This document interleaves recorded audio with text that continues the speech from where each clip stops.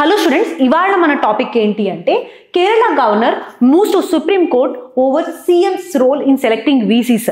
ఇక్కడ మనం చూసుకున్నట్టయితే కేరళ గవర్నర్ ఈ వైస్ ఛాన్సలర్స్ ఉంటారు కదా, వాళ్ళని అపాయింట్మెంట్ చేసేటప్పుడు సీఎం రోల్ని క్వశ్చన్ చేస్తూ సుప్రీం కోర్టుకి వెళ్ళారనమాట. ఒక్కసారి మనం ఈ కేసు గురించి చూసుకున్నట్టయితే కేరళలో 2 యూనివర్సిటీస్ ఉన్నాయి.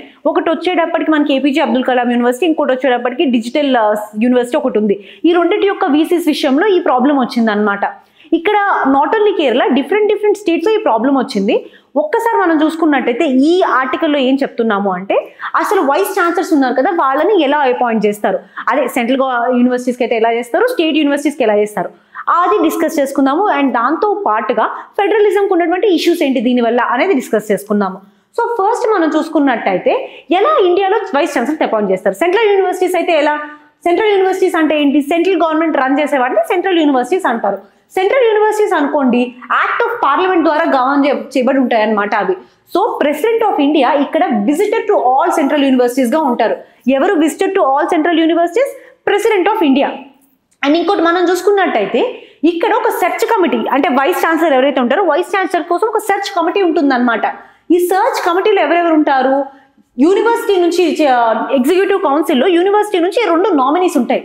అండ్ దాంతో పాటుగా ఒక్క నామినీ ప్రెసిడెంట్ వేస్తారనమాట. అది ప్రెసిడెంట్ విజిటర్ గా ఉంటారు కాబట్టి ప్రెసిడెంట్ ఒక నామినీని పంపిస్తారనమాట. సో వీళ్ళ ముగ్గురు సెర్చ్ కమిటీలో ఉంటారు. ఈ సెర్చ్ కమిటీ ఎవరిని వీసీగా అపాయింట్ చేయాలి అనే విషయం మీద 4-5 పేర్లు లిస్ట్ ఇస్తుంది. ఒక ప్యానల్ ఆఫ్ నేమ్స్ ఇస్తుంది అనమాట ప్రెసిడెంట్ కి. సో ఆ తర్వాత ప్రెసిడెంట్ ఇందులో ఒక పర్సన్ ని వీసీగా అపాయింట్ చేయడం జరుగుతుంది. ఇక్కడ ఈ ప్రాసెస్ మొత్తాన్ని సెంట్రల్ గవర్నమెంట్ కంట్రోల్ చేస్తుంది. ఇది సెంట్రల్ యూనివర్సిటీస్ లో. అదే స్టేట్ యూనివర్సిటీస్ అయితే ఏమవుతుంది? ఇక్కడ మనం చూసుకున్నట్టయితే స్టేట్ యూనివర్సిటీస్ కి స్టేట్ స్పెసిఫిక్ లాస్ అనేవి ఉంటాయన్నమాట. ఫర్ ఎగ్జాంపుల్ మనం చూసుకున్నట్టయితే governor chancellor of the universities గా ఉంటారు. ఇక్కడ ఛాన్సలర్ ఎవరు? స్టేట్ యూనివర్సిటీస్ కి గవర్నర్ ఉంటారు ఛాన్సలర్ ఆఫ్ ద యూనివర్సిటీస్ గా. అండ్ దాంతో పాటు ఈ గవర్నర్ ఈ వీసీని అపాయింట్ చేస్తారనమాట. ఈయన ఛాన్సలర్స్ ఆఫ్ యూనివర్సిటీస్ కనుక ఆయన ఈ వైస్ ఛాన్సలర్స్ ని అపాయింట్ చేయడం జరుగుతుంది. వైస్ ఛాన్సలర్ యొక్క సెలక్షన్ ప్రాసెస్ చూద్దాము. స్టేట్ బై స్టేట్ వేరీ అవుతుంది ఈ వైస్ ఛాన్సలర్ యొక్క సెలక్షన్ ప్రాసెస్. సో ఒక సెర్చ్ కమిటీ ఉంటుంది. ఇక్కడ కూడా యూనివర్సిటీస్ సెనేట్ నుంచి ఒక నామినీ ఉంటుంది, యూజీసీ చైర్మన్ నుంచి ఒక నామినీ ఉంటుంది, అండ్ ఒక్క నామినీ గవర్నర్ది ఉంటుంది అనమాట. సో వీళ్ళ ముగ్గురు సెర్చ్ కమిటీతో ఒక కొంత ప్యానల్ ఆఫ్ నేమ్స్ అనేవి ఇస్తారు. ఆ నేమ్స్ ని గవర్నర్ ఎవరిని వీసీగా అపాయింట్ చేయాలి అనే దాన్ని బట్టేసేసి ఆయన ఈ రికమెండేషన్స్ ని బట్టి ఆయన ఒక పర్సన్ ని వీసీగా అపాయింట్ చేస్తారనమాట. అండ్ ఇక్కడ కొన్ని స్టేట్ గవర్నమెంట్స్ ఈ రోల్లో డిఫరెంట్ సే ఉండాలి అనే విషయం మీద చాలా సార్లు డిబేట్ జరగడం జరిగింది. అవి కూడా డిస్కస్ చేసుకుందాము. సో ఇప్పుడు మన కేరళలో కూడా జరిగింది ఇదే. ఏంటి అంటే మనకి గవర్నర్ గారు వీసీగా కొంతమంది అపాయింట్ చేయడానికి ట్రై చేశారు యూనివర్సిటీస్కి. కానీ స్టేట్ గవర్నమెంట్ ఏమంటుంది అంటే స్టేట్ గవర్నమెంట్ సీఎం గారి రోల్ ఉండాలి అని చెప్తుంది అనమాట. ఇందులో ఇక్కడ మనం చూసుకున్నట్టయితే గవర్నర్ యొక్క వాదన ఏంటి అంటే first thing Kerala state universities యాక్ట్లో ఎక్కడ సీఎంకి అపాయింట్ చేసేటటువంటి అధికారం ఉంది అని చెప్పలేదు. సీఎంకి అపాయింట్మెంట్ చేసేటటువంటి అధికారం స్టేట్ యూనివర్సిటీస్ యాక్ట్ కింద ఎక్కడా లేదు అని చెప్పారు. అండ్ దాంతో పాటుగా రెండో విషయం ఏంటి అంటే గవర్నర్ ఎవరైతే ఉంటారో ఆ స్టేట్కి ఆయన chancellor of the universities. UGC guide lines ప్రకారం చూసుకున్నట్టయితే ఈ ఛాన్సలరే వైస్ ఛాన్సలర్ని అపాయింట్ చేస్తారు. సో యూజీసీ గైడ్ లైన్స్ ప్రకారం చూసినా సరే మీరు స్టేట్ గవర్నమెంట్ ఎక్స్ట్రాగా ముందుకు వెళ్తుంది అని చెప్పేసి సుప్రీంకోర్టు దగ్గరికి గవర్నర్ గా వెళ్ళడం జరిగింది కేరళ కేసులో. సో ఓకే, ఇది state universities, state government run చేస్తుంది. సో ఇలా వాటి సెలెక్షన్ అనేది జరుగుతుంది అనమాట వీసీస్ది. ఒకవేళ ప్రైవేట్ యూనివర్సిటీస్ అనుకోండి, ప్రైవేట్ యూనివర్సిటీస్కి వాటి స్టాట్యూస్ ఉంటాయి. అండ్ దాంతోపాటు యూజీసీ గైడ్ లైన్స్ ఉంటాయి అనమాట. ఇక్కడ కూడా సర్చ్ కమిటీస్ ఉంటాయి. బట్ యూజీసీకి చాలా లిమిటెడ్ రోల్ ఉంటుంది. ఒక మెంబర్ని మాత్రం యూజీసీ నామినేట్ చేస్తుంది ఇక్కడ. సో ఆ యూనివర్సిటీకి ఎవరైతే బోర్డ్ ఆఫ్ డైరెక్టర్స్ ట్రస్టీస్ ఉంటారో వాళ్ళు వీసీని అపాయింట్ చేసుకుంటారు.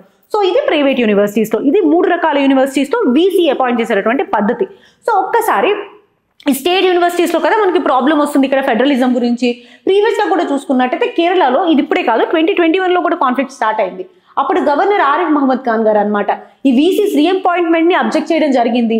అండ్ ఈ బిల్ అప్పుడు కేరళ గవర్నమెంట్ ఒక బిల్ పాస్ చేసింది అనమాట. గవర్నర్ని రీప్లేస్ చేసేసేసి ఒక అకాడమిషియన్ని ఛాన్సలర్గా పెట్టాలి అని చెప్పేసేసి. సో ఆ బిల్ ఇంకా ప్రెసిడెంట్ ఎసెంట్ దగ్గర ఉంది. It didn't pass. అండ్ దాంతోపాటు వెస్ట్ బెంగాల్లో కూడా గవర్నర్ ఇంటర్మ్ వీసీ అపాయింట్మెంట్స్ని వితౌట్ స్టేట్ గవర్నమెంట్ కన్సల్ట్ చేశారు అని చెప్పేసి చెప్పడం జరిగింది.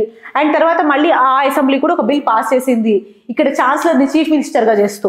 సో ఇది కూడా గవర్నర్ అసెంట్ ఇవ్వలేదు, స్టాల్ అయిపోయింది. సో అట్లానే కర్ణాటకలో అండ్ దాంతోపాటు తమిళనాడులో కూడా సో ఈ కైండ్ ఆఫ్ సిచ్యువేషన్స్ అనేది కంటిన్యూస్గా రిపీట్ అవుతున్నాయి. సో దీనివల్ల ఫెడరలిజం టెన్షన్స్ అనేవి స్టార్ట్ అవుతున్నాయి అనమాట. సో ఫస్ట్ మనం చూసుకున్నట్టయితే స్టేట్ యొక్క అటానమీ అరైజ్ అవుతుంది. ఇక్కడ ఫస్ట్ స్టేట్స్ ఏముంటున్నాయి? ఇప్పుడు ఏదైతే ఛాన్సలర్ మనం గవర్నర్ చేస్తున్నామో, సో సెంట్రల్ గవర్నమెంట్ కి ఇండైరెక్ట్ గా మన స్టేట్ యూనివర్సిటీస్ మీద అథారిటీ ఇచ్చేస్తున్నట్టే కదా.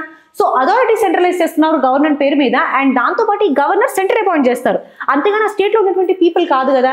అండ్ దీనివల్ల స్టేట్ లెజిస్లేచర్ అనేది అండర్మైన్ అవుతుంది, స్టేట్ లో ఎలక్ట్ చేయబడినటువంటి గవర్నమెంట్ ఉంటుంది కదా, అది అండర్మైన్ అవుతుంది అని చెప్పడం జరిగింది. సో ఫస్ట్ స్టేట్ ఎటానమీని ఎరోజ్ అవ్వడం అనమాట.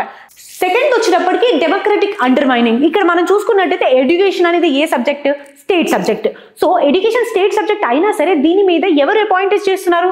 గవర్నర్. సో ఈ గవర్నర్ ఎవరు అపాయింట్ చేస్తారు? సెంట్రల్ గవర్నమెంట్ అపాయింట్ చేస్తుంది కదా. సో బేసిక్ గా డెమోక్రసీ అండ్ ఫెడరలిజం ని అండర్మైన్ చేస్తున్నారు. వీళ్ళు ఎడ్యుకేషన్ అనేది ఒక స్టేట్ సబ్జెక్ట్ అయినటువంటిది, స్టేట్స్ దాని మీద లా చేసుకోవాలి, స్టేట్స్ దాని మీద లెజిస్లేట్ చేయాలి, కానీ సెంట్రల్ ఇంటర్ఫరెన్స్ పెరిగిపోతుంది అనేది సెకండ్ మేజర్ ప్రాబ్లం అనమాట. ఫెడరలిజం లో ఈ రెండు మేజర్ ప్రాబ్లమ్స్. సో ఈ వైస్ ఛాన్సలర్ యొక్క అపాయింట్మెంట్స్ మనం చూసుకున్నట్టయితే central government and state government ఉన్నాయి కదా, వీటి మధ్య ఉన్నటువంటి ఫెడరలిజం యొక్క క్లాష్ ని చూపిస్తుంది. సో కోఆపరేటివ్ ఫెడరలిజం అనేది ఇంకా ఉండాలి అంటే మనం అపాయింట్మెంట్స్ అనేవి బ్యాలెన్స్ కోఆపరేటివ్ గా తీసుకెళ్లాలన్నమాట. అకాడమిక్ ఇంటిగ్రిటీ అండ్ దాంతోపాటు కాన్స్టిట్యూషనల్ ఫెడరలిజం ఈ రెండు ఎన్ష్యూర్ అయ్యేటట్టు. మీరు కామెంట్ సెక్షన్ లో 7th షెడ్యూల్ దేని గురించి సంబంధించిందో చెప్పండి. Thank you.